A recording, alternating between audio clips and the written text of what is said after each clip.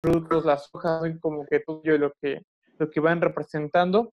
Y bueno, va de alguna manera, pues sí, describiendo, como ya les mencionaba, les va describiendo así como que el simbolismo que va a representar como que las deidades, pero sobre todo va a rescatar de todo este simbolismo el carácter en el cual se va a decir, el carácter intelectual, el carácter divino, el carácter que van como que repercutiendo precisamente en esos dioses, que bueno, como cualquier deidad, ¿no? O en diferentes culturas, ¿no? Que puedan ser estudiadas las deidades, pues aquí nuevamente, como ya se ha ido viendo en otras clases, como que relaciona mucho con esta parte de la inmortalidad, ¿no? De la eternidad, del poder, como que todo lo connatural, pues pareciera ser que se encuentra en estos personajes. A mí me llamaba mucho la atención cómo es, como que el carácter que van teniendo, pues van repercutiendo en el mismo hombre, ¿no? Incluso ya les mencionaba un apartado donde pues como que se habla del hombre como, sí, como esos seres inferiores, pero de semejanza, ¿no? O sea, como que pareciera ser que a pesar de distan, ¿no? Eh, muy peculiar, ¿no? Porque pues estas deidades, como ya les mencionaba, pues son pues trascendentales, son mayores, por decirlo así, pero aún así se habla como que de una semejanza aún en lo inferior, ¿no? Entonces como que pareciera ser que se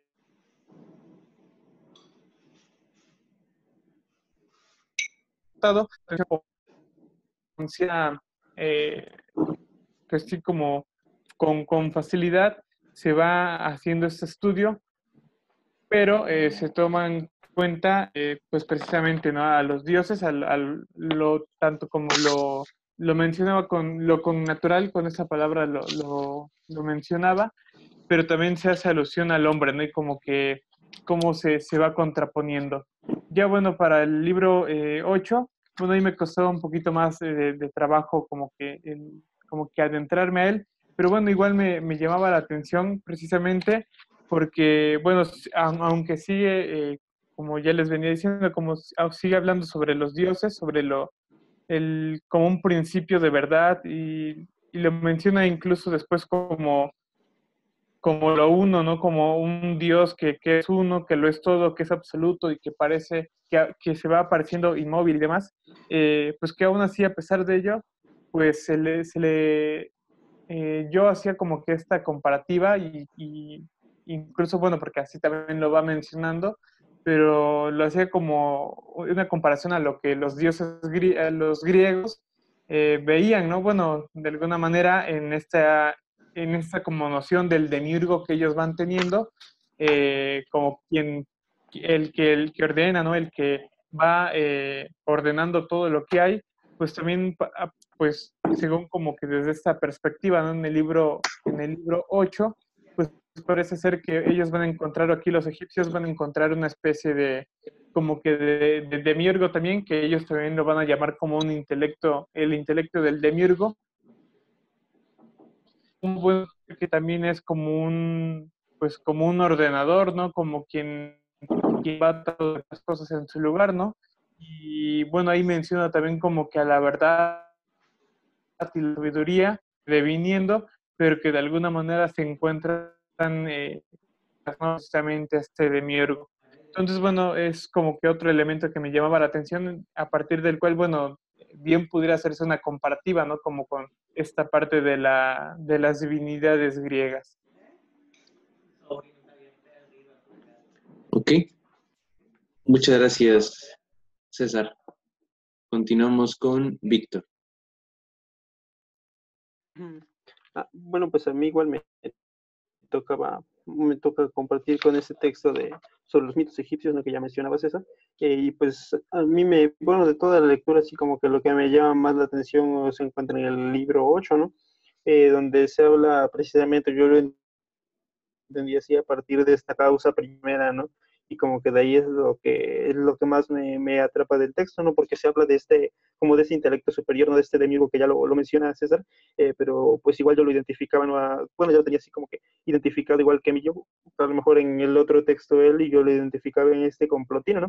Porque se habla de uno, ¿no? Incluso lo dice así literalmente, ¿no? Como el Dios que es uno, ¿no?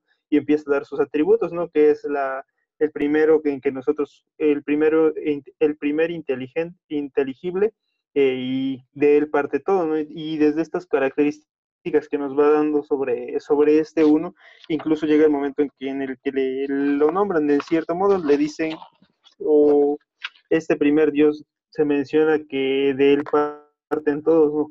De ahí, de él surgen, no de él emana, de que los engendre, los tenga, ¿no? Sino más bien como que de él emanan, y a su vez algo que me llama la atención, igual que en este mismo Dios de los egipcios, es padre e hijo, ¿no? Es a la vez, ¿no? Porque de él mismo sale como que esta parte de alguna forma, o yo lo entendí así, ¿no? Y a lo mejor asemejándolo un poco a la tradición cristiana que nosotros tenemos, ¿no?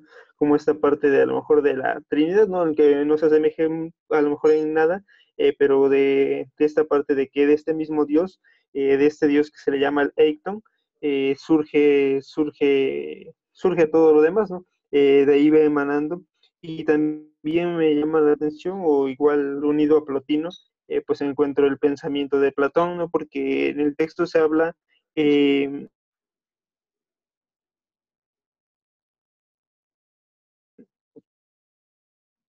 Platón, ¿no? En su idea de bien que tiene la luz, ¿no? Que nos permite a nosotros ir como conociendo, o ir al intelecto conociendo, así también desde esta perspectiva como para los egipcios, este Dios que se identificaba con el bien porque pues eran uno mismo, nos va permitiendo de alguna forma alcanzar un conocimiento, ¿no? Y igual unido al pensamiento de Platón encontraba como que esta multiplicidad y particularidad de los seres, ¿no?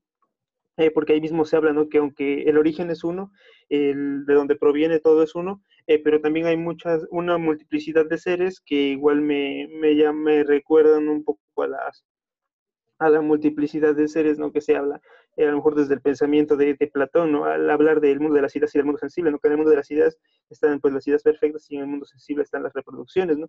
Desde este punto igual lo relacionaba un poco con esta parte, ¿no? Que cómo la multiplicidad se va dando desde el pensamiento griego. Y bueno, en general el texto se me hace interesante porque utiliza categorías, o al menos con un lenguaje un poco más común, o a lo mejor al ser un estudio, pues no es tan difícil de ir comprendiendo, ¿no? Porque incluso a esta mónada que surge del uno, también se habla de principios, o en el texto se habla de la esencia, el principio de la esencia, ¿no? La substancialidad y la esencia que van teniendo lugar posterior a la aparición de este uno, ¿no? Y incluso lo que me llama la atención es que, pues casi siempre, o más bien yo como lo había entendido, era a Ra como la figura, como la deidad principal, ¿no? Y también cuando menciona este Eichton, se menciona que en algunos papiros o en algún papiro también se dice que se le llama Ra, hijo de Eichton, ¿no? Entonces como que se le da este lugar, ¿no? Entre el panteón egipcio, se le da como que este nivel superior, ¿no? Incluso de Ra, ¿no? Que era como, pues yo lo concebía o lo iba entendiendo como de los dioses principales, ¿no? Entonces como este uno, para los egipcios, ¿no? Este primer principio es el que fundamenta pues prácticamente todo lo que ellos van teniendo en relación a los dioses, ¿no? Y en general a la realidad, porque de él emana, o más bien de él se habla que emana este bien, y este bien se va convirtiendo, lo van entendiendo a partir de la creación, de los mismos dioses, de los mismos seres humanos, y cómo esto se va, o más bien como o yo entendí así como que este Dios, este inteligir, ¿no? Este ir conociendo a nosotros, o a los hombres, ir conociendo a los demás. Ok, muy bien, muchas gracias.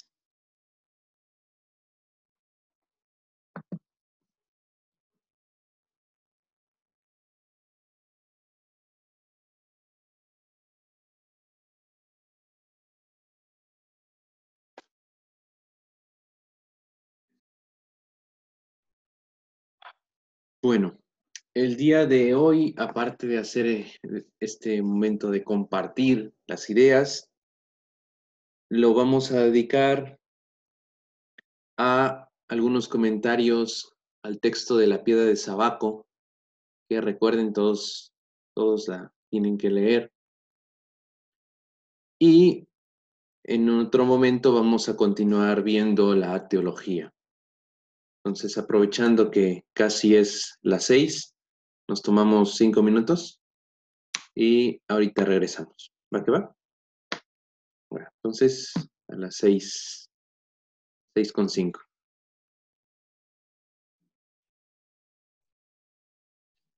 Bueno, la piedra de Sabaco, también denominada teología menfita, es el documento historiográfico que hemos logrado recuperar de un periodo, digamos, algo convulso en la historia de Egipto, porque lo datan en la dinastía 25. Y recuerden que si hablamos de dinastía 25, si repasamos la cronología, es la que corresponde a la dominación o a la supremacía de Nubia sobre Egipto. Entonces estamos hablando de el periodo de los llamados faraones negros. Y ellos tuvieron la característica de que reorganizan de nuevo la cultura y religión egipcias a un modo más tradicional a como estaba en aquella época. La situación era una situación convulsa, era una situación difícil de muchos cambios, guerras intestinas y a la vez influencia de invasores, de modo que la situación era algo caótica. Y estos pueblos y los faraones, obviamente provenientes de Nubia, tratan de recuperar los aspectos más tradicionales. Entre ellos es el regresar la capital del país a Memphis. Recuerden que Memphis está entre el Alto y el Bajo Egipto. Es un punto neutral. Y en Memphis continúan desarrollando la vida cultural y religiosa.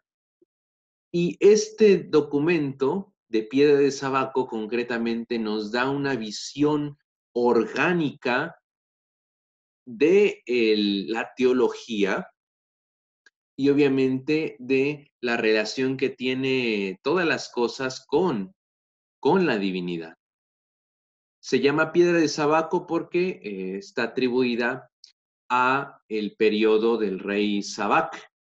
Si ustedes checan su cronología, en la dinastía 25 hay un faraón de nombre Sabac o Shabak.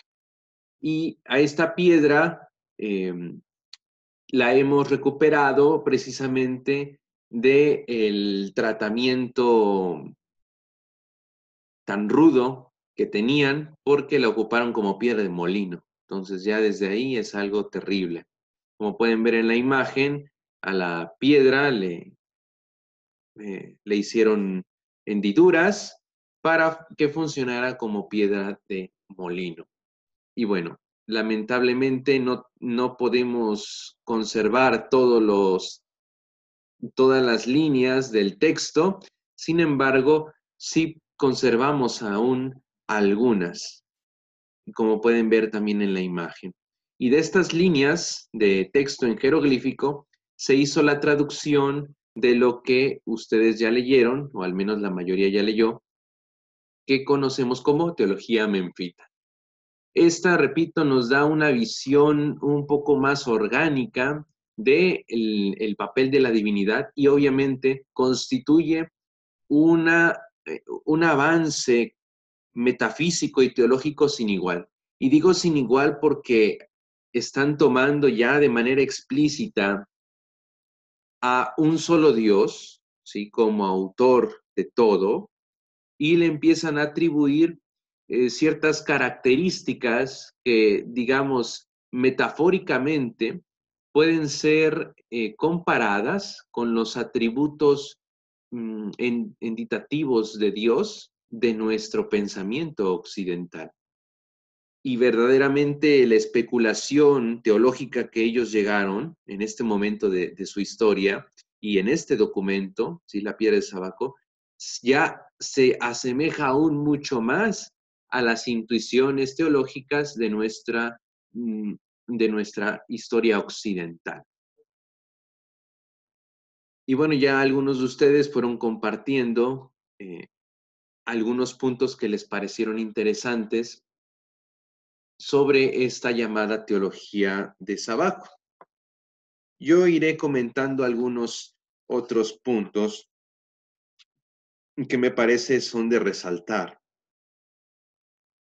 Bueno, aquí tenemos la línea 1, en la que se hace la presentación. Obviamente encontramos la fundamentación en la divinidad, en Horus viviente, que fundamenta al faraón de su época. Recuerden, la teología sirve para fundamentar también la política. Entonces después encontramos el rey del Alto y Bajo Egipto, Neferkara, hijo de Ra, Sabaco, bien amado de Ta. Ya pasamos la presentación y bueno, se nos declara cómo es que esta obra es mucho más antigua, pero que en el formato de soporte pues se ha perdido y entonces se decidió llevarla a la piedra. La piedra es considerada el soporte literario mucho más duradero. Y empezamos con las columnas. Ok. Aquí estamos. El número 3. Fíjense que se nos declara de una vez al inicio quién es esta divinidad suprema para el pensamiento menfita. Es el dios Ta. Y precisamente a él se le van a atribuir todo el discurso, ¿sí? Todos los atributos que siguen. Entonces, quiero que consideren esto porque fíjense a partir del número 6 cómo se le describe. Fíjense, ¿qué se dice de Ta? Es el autocreado. Así dice Atum, ¿quién creó a los 9 dioses? Obviamente no podemos entender totalmente el sentido, porque están perdidos la línea número 5, pero aquí hay un nexo que quieren establecer entre el dios Tap y la figura de Atum. Recuerden que Atum, en la teología heliopolitana, era considerado el dios que se hace a sí mismo. Es el padre de la Enéada. Y sin embargo, aquí ya se empieza a establecer un nexo. Aquí la pregunta debe ser, bueno, entonces, ¿Tap es lo mismo que Atum? ¿O es diferente? ¿O cuál es la relación entre estos dos? Después se nos habla de la divinidad, Geb, Señor de los dioses, ordenó que los 9 dioses se reunieran con él e hizo una distribución de la tierra. Fíjense, porque aquí nos están introduciendo ya a la Enéada heliopolitana, ¿no? Empezando por Atum, luego Geb, los hijos de las siguientes parejas, ¿no? Como puede ser Set, como es Horus,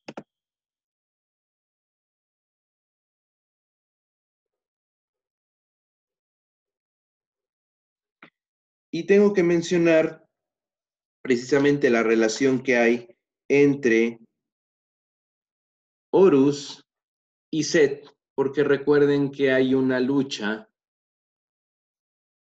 de acuerdo a la teología, a la teogonía entre estos dos personajes.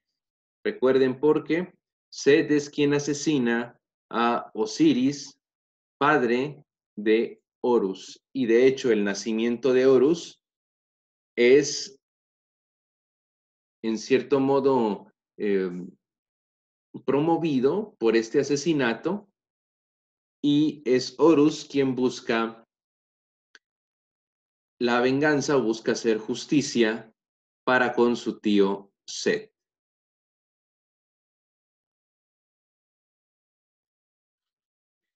Ahora les pido que nos movamos más abajo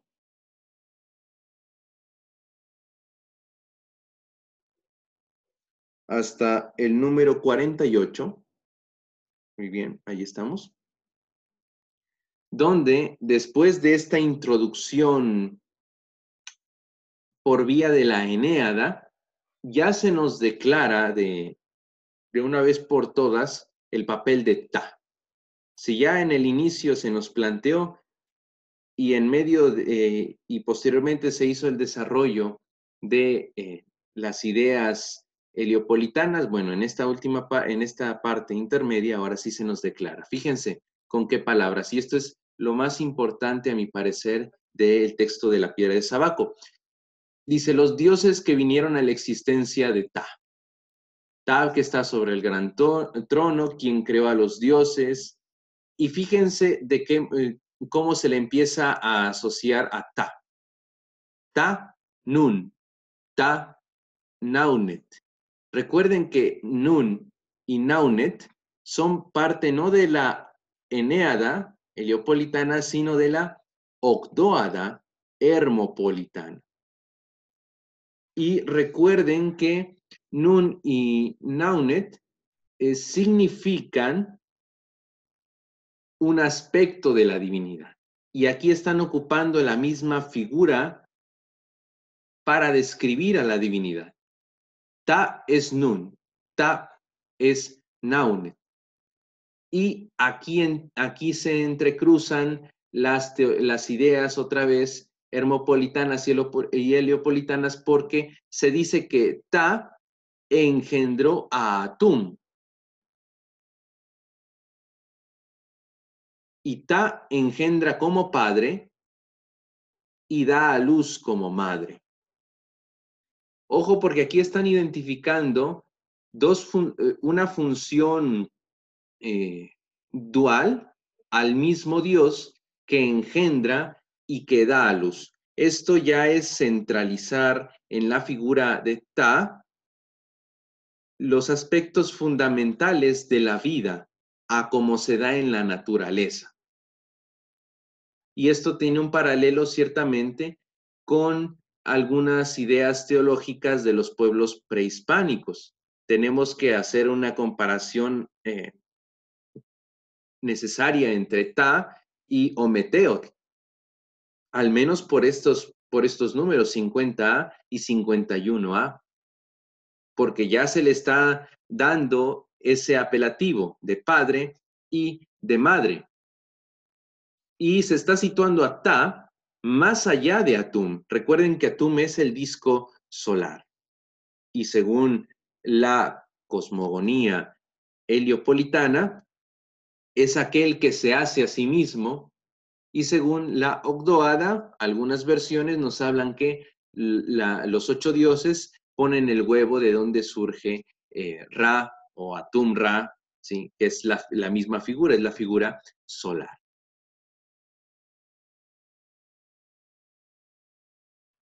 Ok, continuamos. Dice que Tap el Grande, que es el corazón y la lengua de la Enéada, como bien nos señalaba hace un momento, creo que era Tonal, nos da dos símbolos que tenemos que considerar. Y con esto pueden sacar, fíjense, nada más con esta línea pueden sacar un comentario, hasta un artículo, yo diría. Corazón y lengua. Preguntémonos, ¿qué es esto que significan? ¿Cuál es el trasfondo que tuvieron estos escritores para describir a Ta con corazón y con lengua? ¿Qué estaban pensando? ¿Qué querrían darnos a entender? Por una parte, la lengua es signo de comunicación, signo de esa capacidad. Y es un atributo que está, al menos estamos conscientes que en el mundo humano es fundamental para la sociedad misma. Y en el caso de la figura divina, Ta, ya tenemos que decir, entonces está a la cabeza de la Enéada, pero tiene aspectos que lo hacen superar la misma Enéada o absorber incluso la misma Enéada. Ta es la lengua, es la palabra. Y la palabra, recuerden, según la teología heliopolitana, es también lo que hace surgir a las cosas. Y por otra parte, el corazón, en la antropología egipcia, es parte fundamental porque simboliza aquella parte de la conciencia o del principio vital, más que de la conciencia, que por otro lado también nos significa aquel proceso de interiorización que tenemos ante los diversos acontecimientos. Entonces, cuando a Tab le estamos atribuyendo estas cosas, la especulación teológica de estos pueblos estaba apuntando a que Dios interioriza las cosas y dice cosas. Y si lo comparamos con el pensamiento occidental, recuerden que para el tomismo, Dios tiene voluntad. Y de lo que concibe su inteligencia, lo crea. Dice con su palabra y las cosas se dan.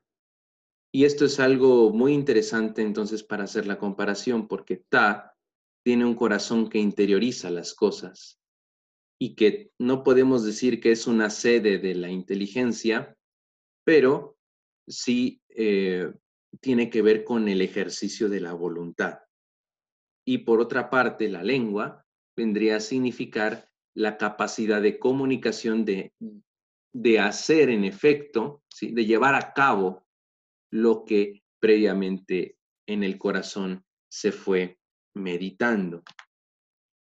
Y bueno, las siguientes líneas nos siguen reforzando estas tesis. ¿Por qué? Ta, de quien nacieron los dioses, Ta, de quien nacieron los dioses, etc.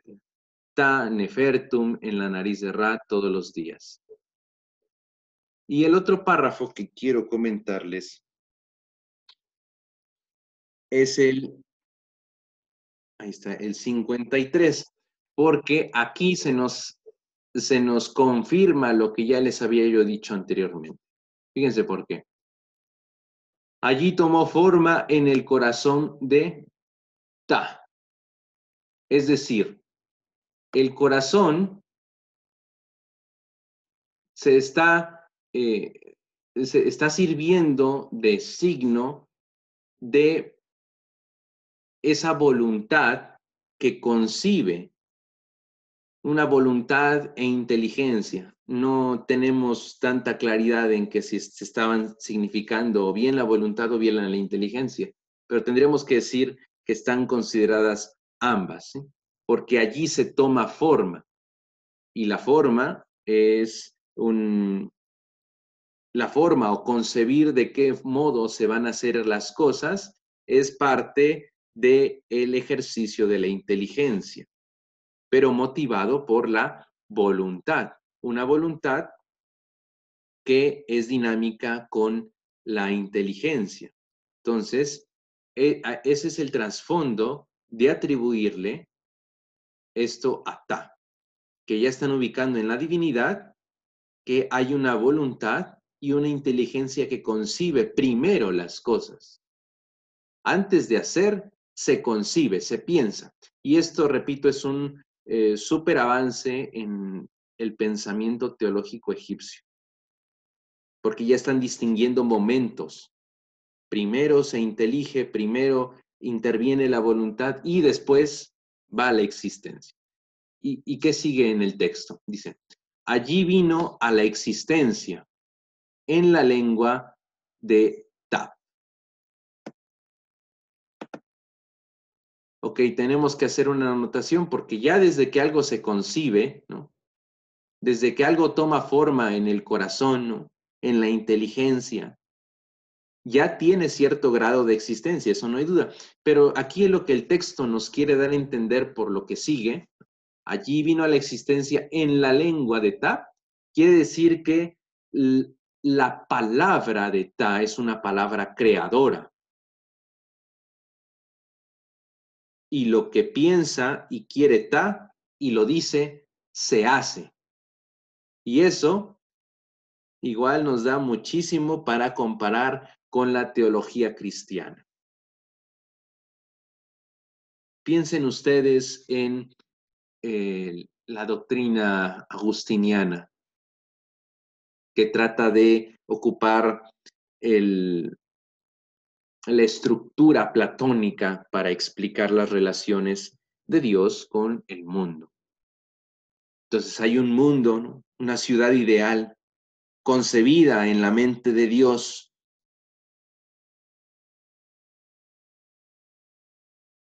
o un razonamiento similar. Dios nos piensa y que si nos dejase de pensar, dejaríamos de existir. Es decir, hay ideas en la mente divina que le dan existencia. Y la capacidad divina de su pensamiento nos dota a nosotros de la propia existencia. No solamente porque somos concebidos como idea, sino porque Dios decide hacernos, hacer las cosas.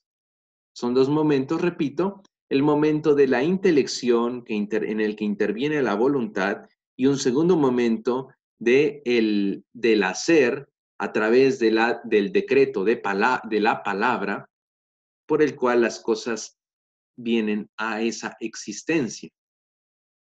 Esto, repito, son abstracciones muy grandes y yo creo que ya estaban bien presentes en la mente de estos sacerdotes que desarrollaron la teología menfita y que, bueno, como seguiremos viendo en lo que falta del texto de la piedra de Sabajo, que realmente ya es muy poquito, tenemos que considerar que Ta es el Dios supremo, incluso aún más supremo que la misma Eneada. Y diciendo eso, estamos diciendo que es aún más supremo que el mismo disco solar, Atum, que, como vimos anteriormente, es aquel que se da a sí mismo la existencia.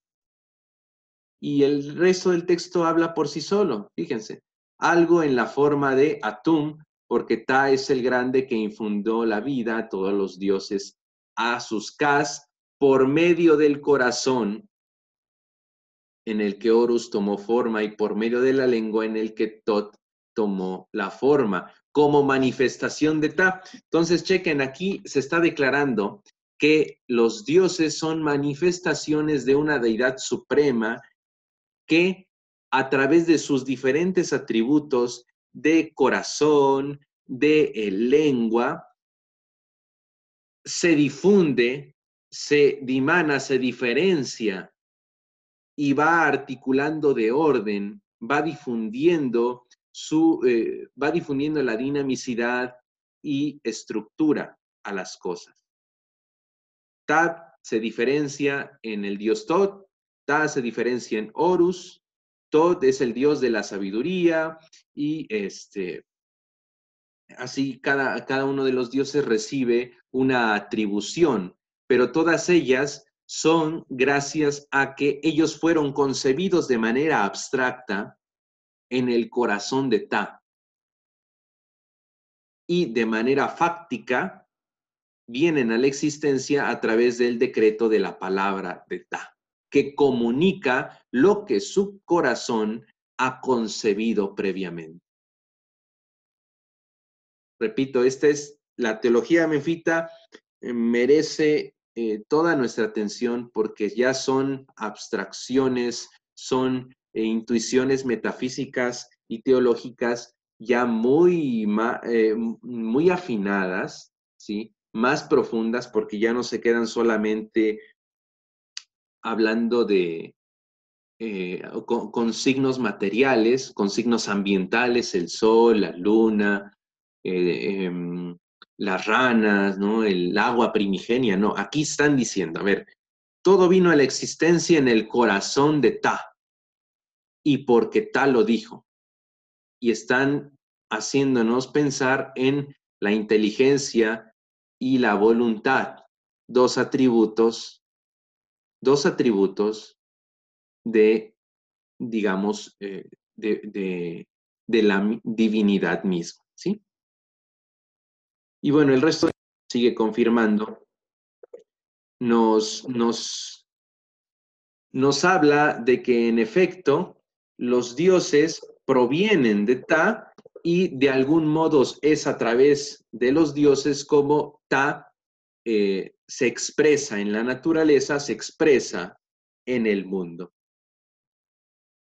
Prácticamente solamente es otra hoja la que continúa, pero tenía yo que hacer esta mención porque, repito, o sea, esta es una de las teologías más pulidas del pensamiento antiguo en Egipto y sí vale la pena revisarla. Y fíjense bien, o sea, aquí se nos habla, por ejemplo, en el número 58. Ta, el que creó todo y dio la existencia a los dioses. En verdad, él es Ta Tenen. A ver qué dice el 58.1.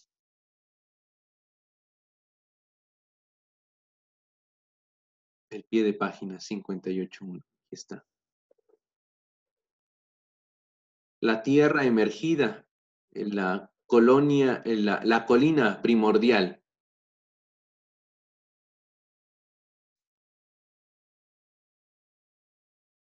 En verdad, él es la colina primordial, quien hizo nacer a los dioses y del que surgió toda la existencia. Estas declaraciones ya nos hablan de que Ta es sustancia, Ta es inteligencia, Ta es voluntad, que supera incluso la misma materialidad, porque inteligencia y voluntad, aunque están intuidas y expresadas bajo la figura de la lengua y el corazón, son atribuciones abstractas que nos hablan de una vida inteligente, ¿sí? Y eso sería la divinidad para la teología menfita. Dios no es materia, Dios ni siquiera es la sustancia de la que se diferencian las cosas, Dios es inteligencia y voluntad. Dios concibe en su corazón y lo que concibe su corazón y dice su lengua, eso se hace. Y el resto de texto es más una confesión de fe hacia esta verdad divina de que Ta es el Dios supremo, porque le atribuyen que de él viene la comida, los dioses, el terreno de Egipto, ¿sí? Etc. Entonces la pregunta, ¿aquí cómo quedan parados la idea Ada, ¿cómo están los dioses frente a Ta? Todos son parte de su voluntad suprema. Y son parte de su voluntad suprema porque lo que hace Ta es decretar las cosas, organizarlas, disponerlas bajo un orden. Recuerden eso siempre en la metafísica egipcia. En el mundo egipcio siempre está la lucha entre el orden y el caos. Y lo que Ta da al mundo es el orden. Al hacer a los dioses no hace otra cosa sino hacer orden, difundir esta organización, esta voluntad. ¿Alguna duda de la teología menfita, muchachos?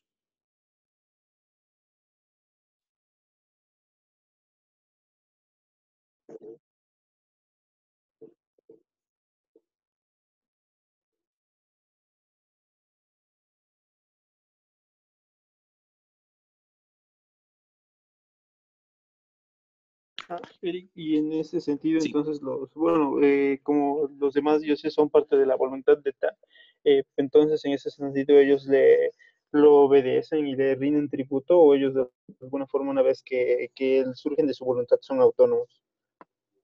Bueno, por lo que dice el propio texto, tendríamos que decir que no es que los dioses estén al servicio de Ta, sino más bien serían como sus mensajeros, ¿no? Sería parte del modo como Ta se da a conocer.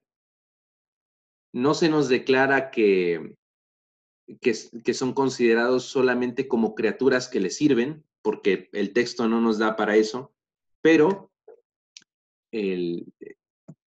pero tendríamos que decir también, por lo que vimos, que son manifestación, que en tanto manifestación, cuando se reconoce a los dioses, es reconocer a Ta. Lo que pasa es que serían como dos niveles. Un nivel más cercano, al reconocer a los dioses, y estamos hablando de la Eneada, por ejemplo, ¿no? El Geb, Nun, el agua, el aire, Shu, la atmósfera, la bóveda celeste. Primero reconocemos lo material, que sería la Eneada, que es lo más cotidiano, y posteriormente reconocemos a Ta, ¿no? Ta viene siendo el segundo nivel, el segundo momento de reflexión sobre la divinidad. Entonces, tenemos que decir, resumiendo, que sí son algo diferente, pero son, aunque son algo diferente, porque están diferenciados, son la manifestación de algún aspecto de Ta. Manifiestan ese orden, esa voluntad que ha sido concebida en Ta. Y cuando nosotros o los egipcios adoraban a los dioses, era reconocer el orden mismo propagado por Ta.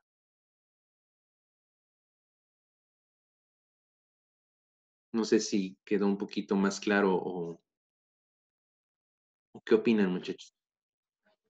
Sí, bueno, sí, mi duda así como que sí se aclaró un poco más en este sentido en que nos explicas. Ok, ¿qué más? ¿Qué más? Porque de aquí podemos sacar muchísimas cosas.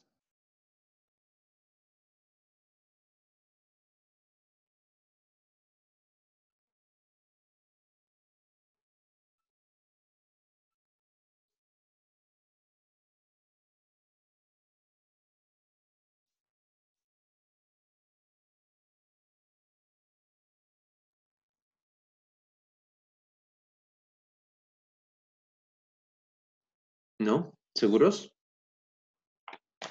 Repito, esta es la teología, a mi parecer, y por lo que he llegado a conocer, la teología más pulida en el pensamiento egipcio. Si alguno de ustedes quisiera hacer, por ejemplo, su ponencia de esta unidad de Egipto,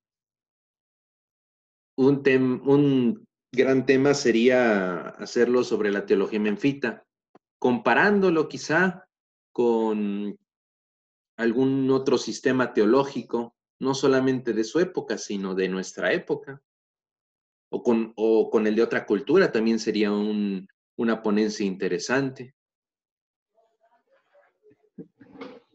Oye, y respecto, bueno, creo que no sé si me perdí o me confundí, ¿no? Pero pues en este aspecto no Ptah es el que crea, ¿no? El que crea a los dioses, pero pues ¿cuál es la justificación para la existencia de Ptah, ¿no? Él pues es eterno, ¿no? O como, bueno, se entiende lo que es eterno, ¿no? Pero ¿o hay alguna justificación, ¿no?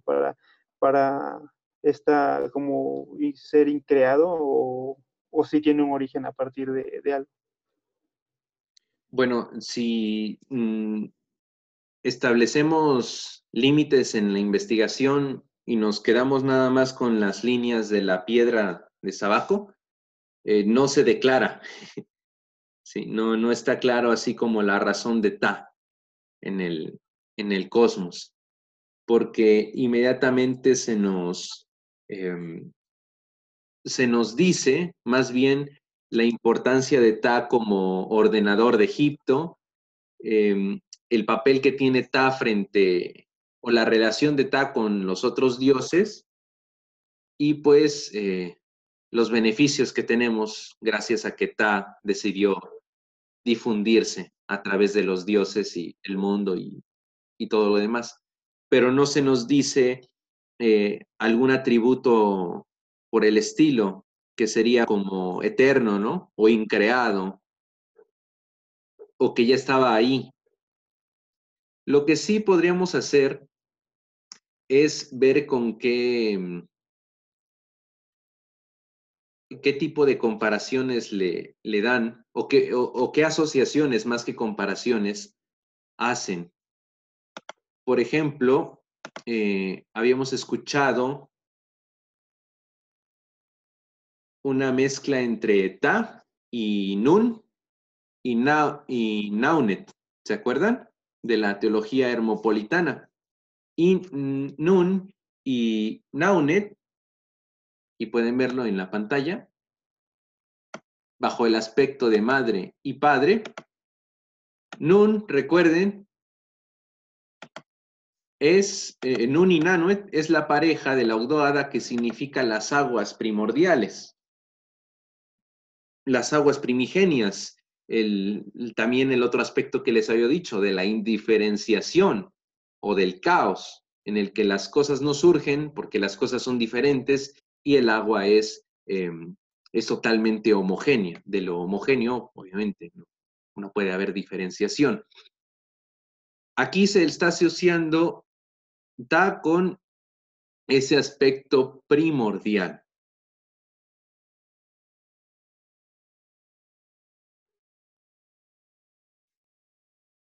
Y en tanto aspecto primordial de las aguas, perdón si me están escuchando, no se corta el internet, bueno, no se corta el sonido. Yo sí escucho, Eric. Ok, va, regreso el hilo. Ok, entonces a Tab se le asocia con diferentes divinidades, y aquí en el número 50 y 51 está asociado a las aguas primigenias, ¿sí? Las aguas primordiales.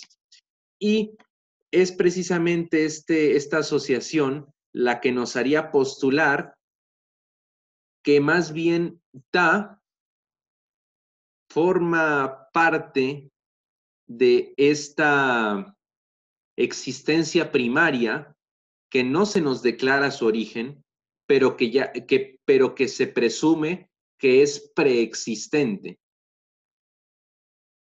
Y yo creo que hasta ahí podremos dar nuestra hipótesis, para no ir más allá de lo que nos dan las fuentes. Tendríamos que decir que Ta, en tanto que se identifica con Nun y con Nanuet, es preexistente.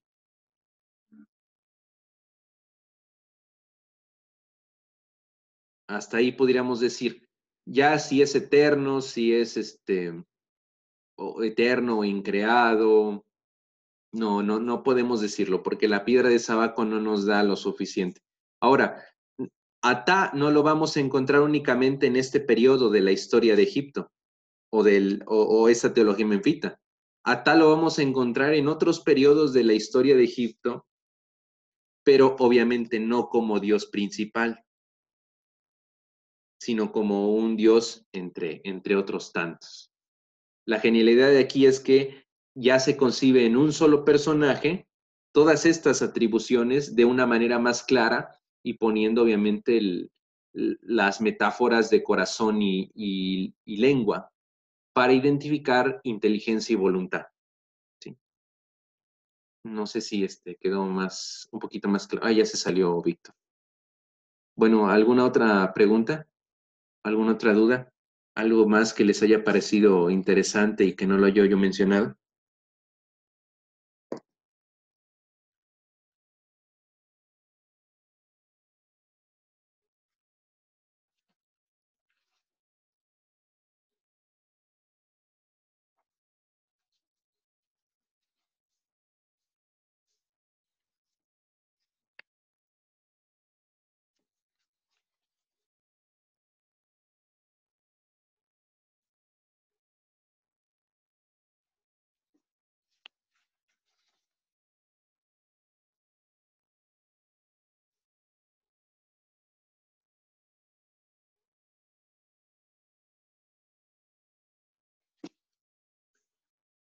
¿No? ¿Seguros? Ok.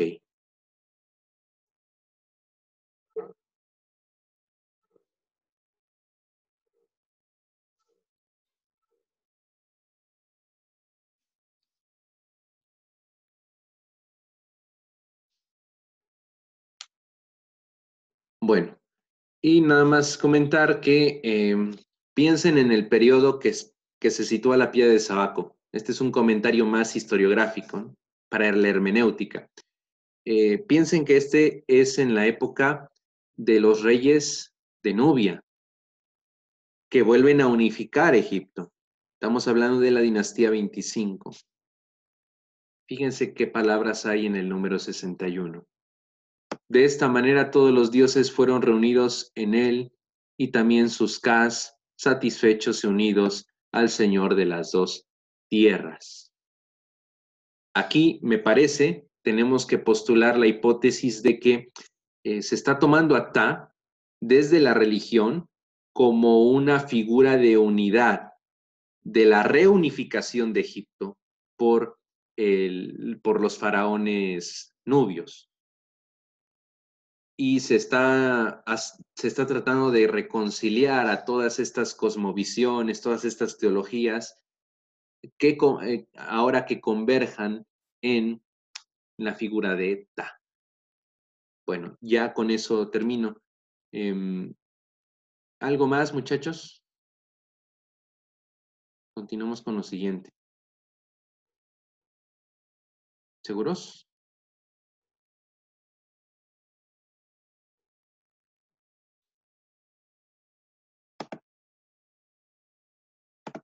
Ok. Díganme si pueden ver ya la otra pantalla del PowerPoint. Sí, ya se ve el PowerPoint. Excelente.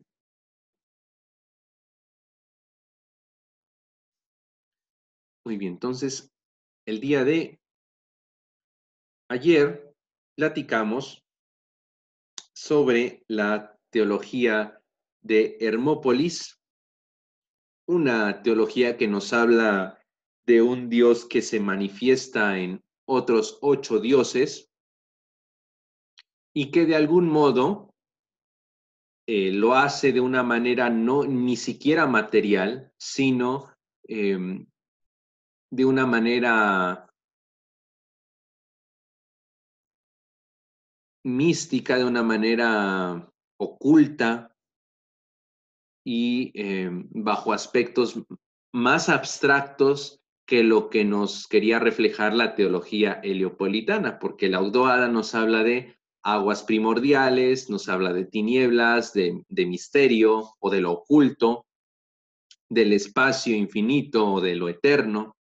Y digamos, ellos se acercaron a concebir la ausencia como principio de las cosas. Y digo la ausencia porque el caos, las aguas primordiales, recordamos, o sea, es la homogeneidad, es aún lo que no está diferenciado.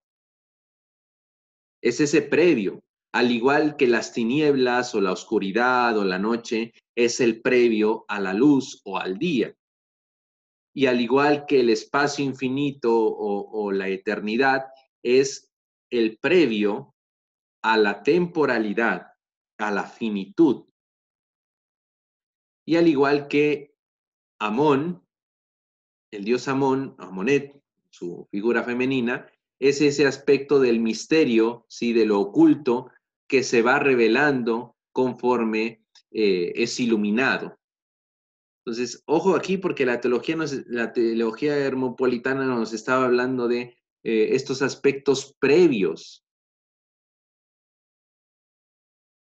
Y en cambio la teología heliopolitana nos hablaba de aspectos de la divinidad identificados en elementos naturales, que son parte de la dinámica natural y que diríamos, bueno, es lo más cercano a la experiencia y pues sería común o natural precisamente entender a esas fuerzas naturales, a la materialidad bajo aspecto divino. Si se van dando cuenta, la idea de la divinidad en el pensamiento de Egipto se va desbastando, se va puliendo. Y esto es lo que pasa con las ideas y es lo que ya nos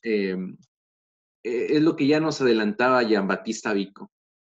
El intelecto humano, la mente humana, sus ideas ya están ahí presentes en nuestra vida cotidiana. Lo que pasa es que vamos puliéndola, vamos afinándola, vamos obteniendo rasgos más abstractos, vamos obteniendo otros ángulos que tiempo atrás no fueron considerados. Y es lo que está pasando aquí. Primero empieza esa idea, vamos a decir, primitiva, de que Dios es la naturaleza, las fuerzas de la naturaleza. El cielo, la tierra, el sol. Y después avanzamos y ahora reflexionamos más y decimos, esto debe tener una causa mayor. ¿Y cuál es esa causa mayor? Bueno, pues puede ser lo que había cuando no estaba todo esto que hay. Nos acercamos un poco más a reflexionar el previo. Y de momento llegamos a una teología menfita que nos habla de algo que está más allá de la materia y más allá del previo a lo que hay, que sería un ser con inteligencia y con voluntad, que concibe con el corazón y que realiza las cosas por su palabra. Pues bueno, tenía yo que decir esto porque es parte de la tesis hermenéutica que yo he manejado y que me parece muy propia por este desarrollo que venimos revisando. Y bueno, ayer platicamos de ambas teorías, vimos la teología hermopolitana y hoy toca ver precisamente la teología menfita. Y bueno, para no repetir las cosas, en Memphis, ¿sí? La capital por excelencia del reino de Egipto, es ciudad cuyo dios patrón es Ta. Sin embargo, Ta, en el aspecto más tradicional, ¿sí? Más religioso, más popular, es acompañado siempre de Sekhmet y de Nefertum. Aquí tenemos una triada, una trinidad. Padre, madre e hijo. Y ojo, porque sí, pudiéramos hacer alguna hipótesis hermenéutica interesante entre esta triada de familia con nuestra Sagrada Familia. Aunque bueno, habría que pensar bien esa hipótesis de semejanza y hasta dónde podríamos compararlo. Y bueno, esta teología menfita se desarrolla en el Imperio Medio, ¿sí? Desde este periodo se empieza a concebir esta teología más pulida, sobre todo que considera la tríada. Lo que leímos en la Piedra de Sabaco, habíamos dicho, es de la época de la dinastía número 25, que si no mal recuerdo, ustedes corríjanme, es del periodo intermedio, del tercer periodo intermedio. Estamos hablando que es el previo, que es posterior al reino, al Imperio Nuevo. O sea, estamos leyendo, como quien dice, la versión acabada, ¿sí? O más acabada de la reflexión menfita sobre la divinidad. Y bueno, lo que hemos dicho, ¿no? Ta es de divinidad suprema, que se le atribuye espíritu, que se le atribuye corazón y lengua como atributos principales y que nos denotan inteligencia y voluntad. Inteligencia y voluntad expresadas en el corazón que quiere algo, ¿sí? Que forma la idea de lo que quiere y que con su verbo lo realiza, ¿sí? Ejerce su voluntad. Ok. Y bueno, mencionar que tenemos también menciones de algunos dioses de la Eneada y de los que hay que resaltar, pues es Atum, ¿no? Atum es creador de la primer pareja divina. Es decir, para la piedra de Sabaco, en la piedra de Sabaco se concibe incluir a la Eneada heliopolitana en medio de este sistema teológico, pero no al mismo nivel de Ta, ¿no? Sino Ta concibe a Atum. Y entonces ya sería una perspectiva diferente, porque Ta no se llevaría a sí mismo a existir, sino sería creado, sería concebido por Ta.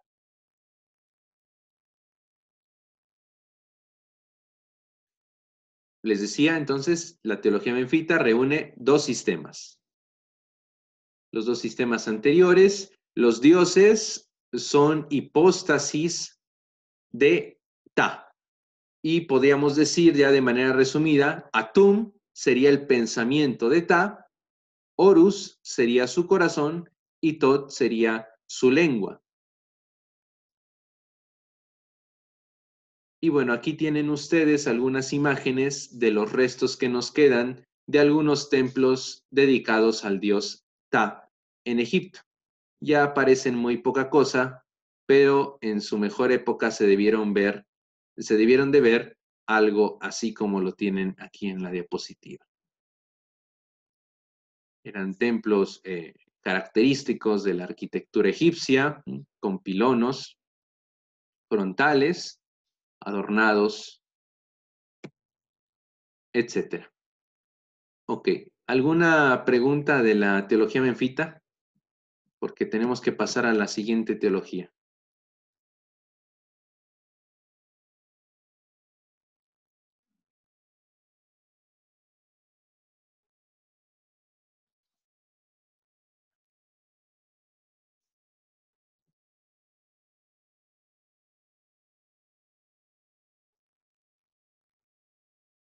Ok, ya vi la hora, ya son las 7.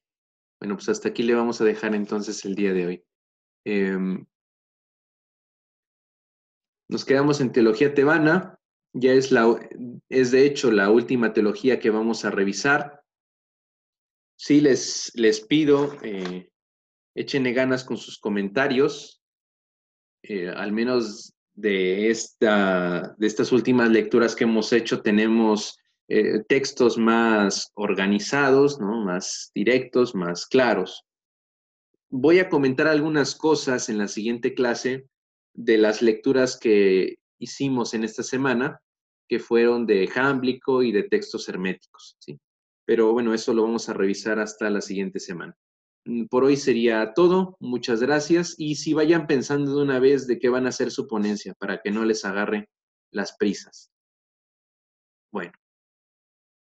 Pasen buena tarde.